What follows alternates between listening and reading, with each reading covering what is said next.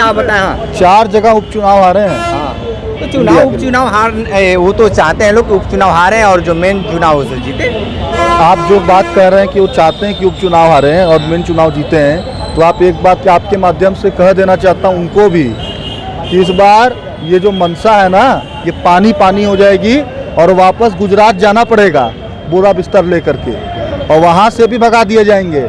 इस बार जो G20 में आयोजन और जो ये सब इन लोगों का आप देख रहे हैं ना, ये जनता 5 किलो राशन पे बिकने वाली जनता नहीं है। जो जनता प्रधानमंत्री को चुन रही है करोड़ों करोड़ों रुपए में, ये सवाल पत्रकारिता को भी समझना चाहिए, पत्रकारों को भी समझना चाहिए। 2024 का जो चुनाव है वो आम चुनाव नहीं है, वो भारत की आज़ादी की दूसरी जंग है। इसीलिए पूरे देश का विपक्ष जो संविधान में विश्वास रखता है, कानून में विश्वास रखता है, लोकतंत्र में विश्वास रखता है, वो सारे लोग एकत्रित हुए हैं और हम दावे के साथ कहते हैं कि मोदी की सत्ता जाएगी जाएगी जाएगी।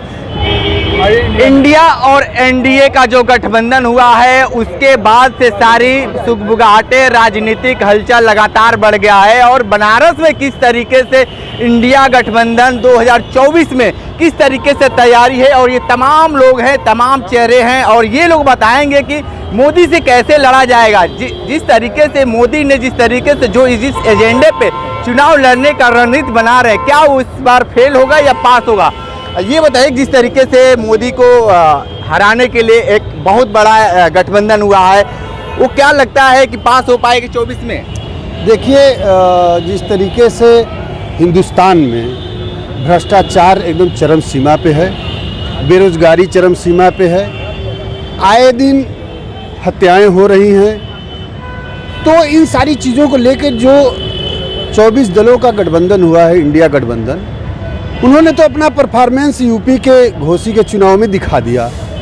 इससे बीजेपी एकदम बौखलाई हुई है और निश्चित रूप से 2024 का जो आगाज राहुल गांधी के नेतृत्व में किया गया है, उसका परिणाम उत्तर प्रदेश के मऊ के घोसी उपचुनाव में दिख गया है और सारी जनता एकजुट होकर के, जैसा कि राहुल गांधी ने ये कहा कि 60% हम लोग हैं, तो उस 60% लोगों ने चुनाव जिता करके सपा के प्रत्याशी को ये स्पष्ट संदेश दे दिया है हिंदुस्तान को कि इस बार इंडिया गठबंधन ही विजयश्री होगी।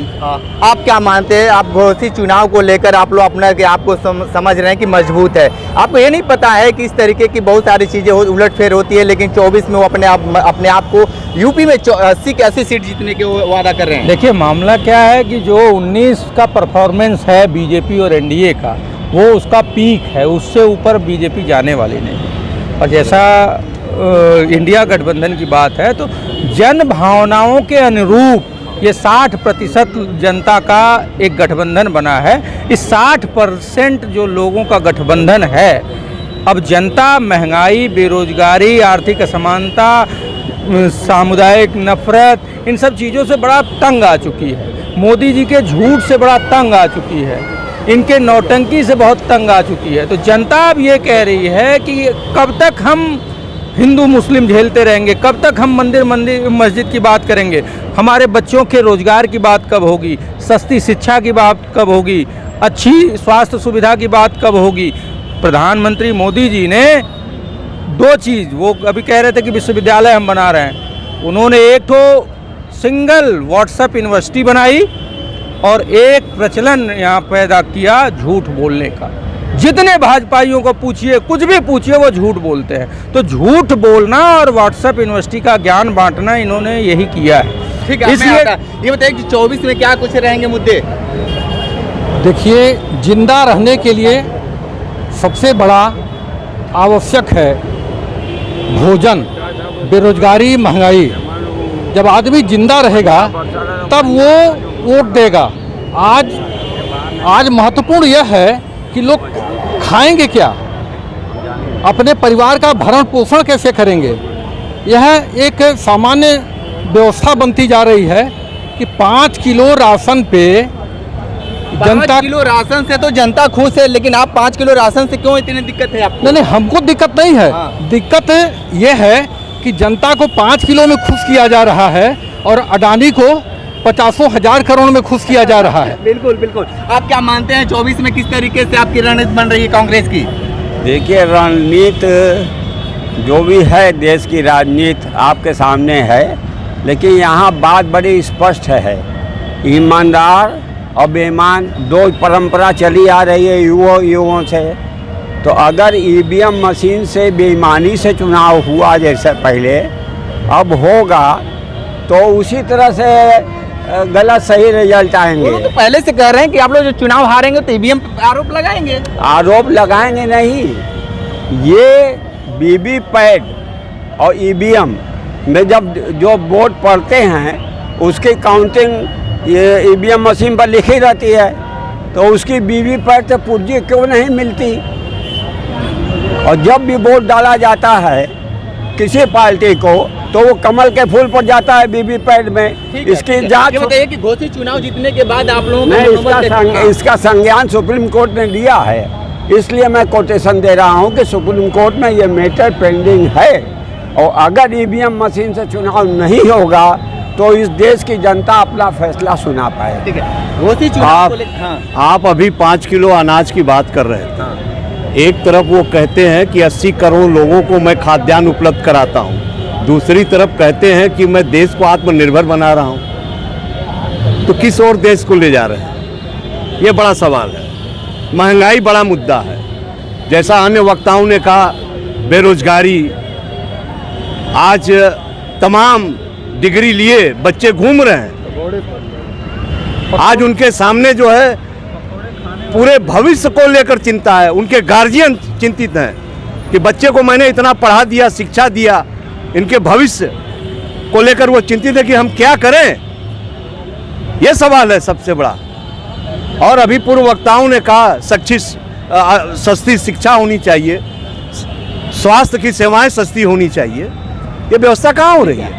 आप क्या मानते हैं जिस तरीके से आप लोगों का लगातार मनोबल बढ़ता जा रहा है, घोषी चुनाव जो एक सपा ये करे कि हमारी मजबूती है, हम वहाँ पहले से समाजवादी का सीट था, लेकिन आप लोग कैसे वहाँ पे दावा खेल रहे हैं कि हमारी वजह से वहाँ पे लोग जीत हासिल किए? देखिए, ये जो घोषी उपचुनाव था, ये आपके भारतीय जनता पार्टी की पोल खोल दिया, आप देख रहे हैं। और जिस आप घोषी उपचुनाव का जिक्र कर रहे हैं, समाजवादी पार्टी हो चाहे अन्य दल इंडिया के हों, सब लोग एक साथ थे और ये जनता की जीत है।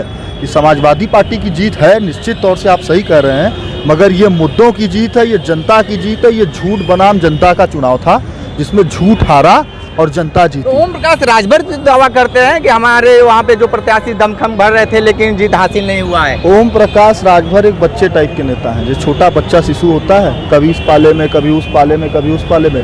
ओम प्रकाश राजभर को कोई सीरियस लेता है क्या? आप लेते हैं ओम प्रकाश राजभर को सीरियस?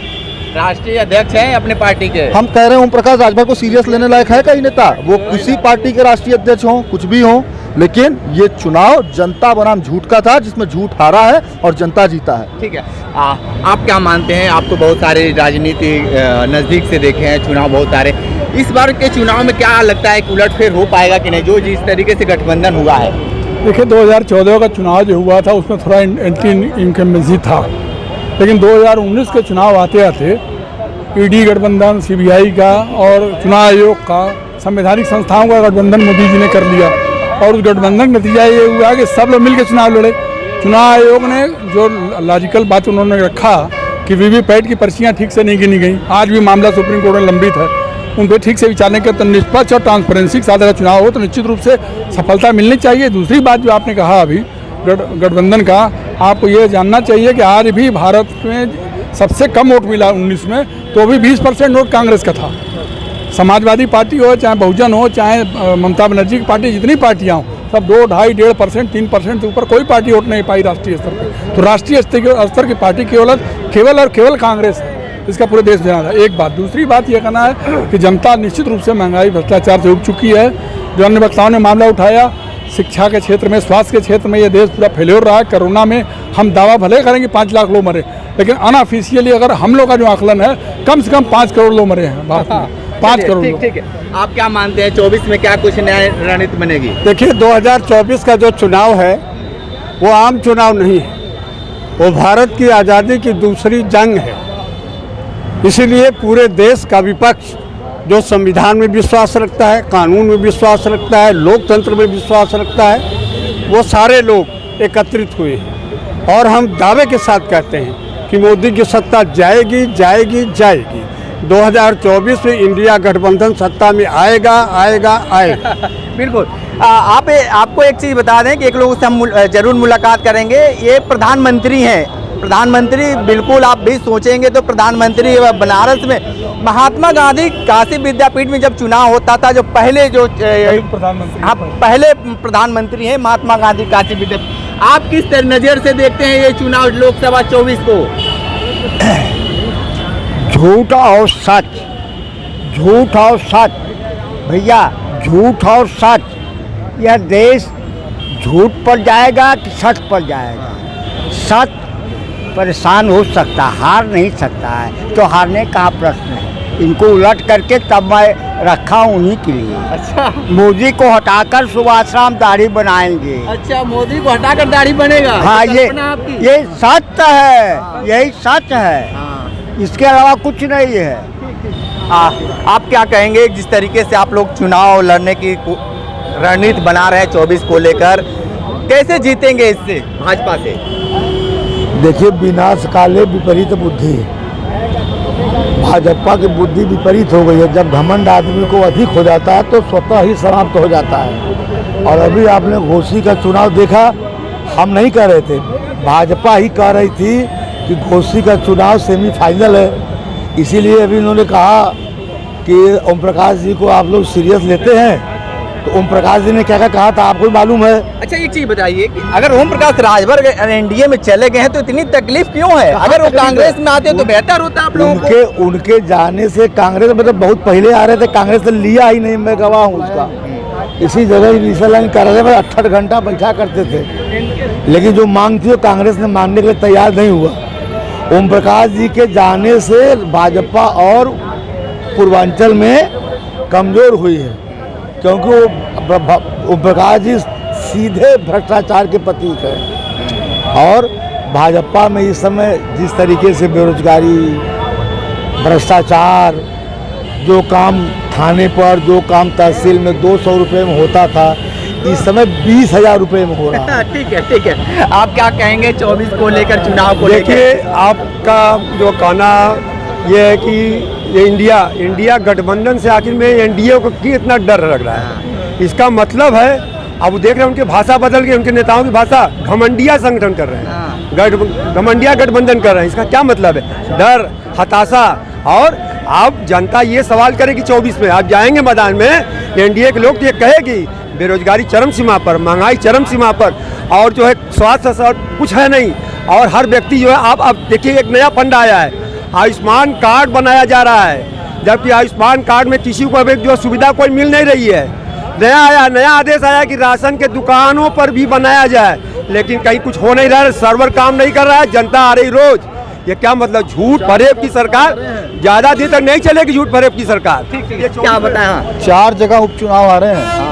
तो उपचुनाव हार, वो तो चाहते हैं लोग कि उपचुनाव हारे और जो मेन चुनाव उसे जीते। आप जो बात कह रहे हैं कि वो चाहते हैं कि उपचुनाव हारे हैं और मेन चुनाव जीते हैं, तो आप एक बात आपके माध्यम से कह देना चाहता हूं उनको भी कि इस बार ये जो मनसा है ना, ये पानी पानी हो जाएगी और वापस गुजरात जाना पड़ेगा बोरा बिस्तर लेकर के, और वहाँ से भी भगा दिए जाएंगे। इस बार जो G20 में आयोजन और जो ये सब इन लोगों का आप देख रहे हैं ना, ये जनता 5 किलो राशन पे बिकने वाली जनता नहीं है। जो जनता प्रधानमंत्री को चुन रही है करोड़ों रुपए में, ये सवाल पत्रकारिता को भी समझना चाहिए, पत्रकारों को भी समझना चाहिए। तो देखिए, तमाम लोग हैं और ये अपनी अपनी बातें बेबाकी से रखे हैं, और इंडिया और एनडीए की जो बातें हो रही हैं 24 में किसको कितना रंग लाएगा, देखना दिलचस्प होगा राजनीति में। ग्राउंड जीरो से रिपोर्ट कर रहे थे, तो हमारे साथ बने रहे कैंडी बनारसी के साथ, हमें दीजिए इजाजत, नमस्कार।